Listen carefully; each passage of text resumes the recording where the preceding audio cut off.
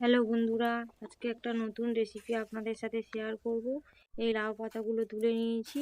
এগুলো তুলে ভালো করে জলে ধুয়ে নেওয়ার পর উষ্ণ গরম জল করেছি, তার মধ্যে নুন দিয়েছি। দেওয়ার পর এগুলোকে কিছুক্ষণ এইভাবে চাপা দিয়ে রেখে দেবো। এই দেখুন কেমন নরম হয়ে গেছে এগুলো।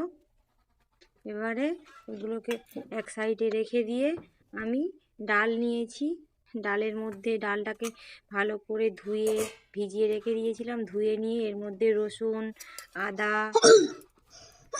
লঙ্কা, পেঁয়াজ, আপনারা এগুলো নাও দিতে পারেন, এগুলো দিয়ে ভালো করে পেস্ট করে নিয়েছি। নেওয়ার পর এর মধ্যে পরিমাণ মতন লবণ, জিরের গুঁড়ো, আর দেব হলুদ গুঁড়ো, কিছুটা কালো জিরে, আর দেব ম্যাগি মশলা। ম্যাগি মশলাটা থাকলে অবশ্যই করে দেবেন, এটা খেতে খুব ভালো লাগে, স্বাদ আসে, অনেক টেস্ট লাগে। তারপরে দেব কিছু কাঁচা সর্ষের তেল। এটা ভালো করে মেখে নিয়েছি। এবারে পাতাগুলোকে এইভাবে এইভাবে নিয়ে আমি এর মধ্যে ডাল দিয়ে আটকে দিয়ে ভালো করে এটাকে এইভাবে সবগুলো বানিয়ে নেব। এটা খেতে খুবই ভালো লাগে, একবার অবশ্যই বাড়িতে বানিয়ে দেখবেন। এইভাবে আমি সবগুলো বানিয়ে নেব। সবগুলো বানিয়ে নিয়েছি সুন্দর করে, আপনারা যে যেমন শেপ দিতে পারেন। আমি এইভাবে দিয়েছি।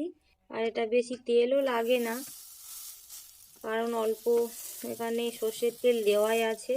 আর আমি এইভাবে অল্প তেলের মধ্যেই ভাজছি, বেশি তেল দিচ্ছি না। আমি প্রথমে 3টে ভেজে নিলাম, আবার পর এটাকে এপিঠ ওপিঠ ভালো করে উল্টে পাল্টে নিয়ে ভেজে নিয়ে এটাকে এবারে আমি তুলে নেব। শুধু হাত দিয়ে এটা উল্টোতে সমস্যা হচ্ছিল, তাই আমি একটা কাঁটা চামচ ব্যবহার করেছি, আপনারাও করতে পারেন। এগুলো ভাজা হয়ে গেছে, আরও দুটো এবারে বানিয়ে নেব, এইভাবে ভেজে নেব। হয়ে গেছে। এটা খেতে খুবই সুন্দর, একবার বাড়িতে ট্রাই করবেন।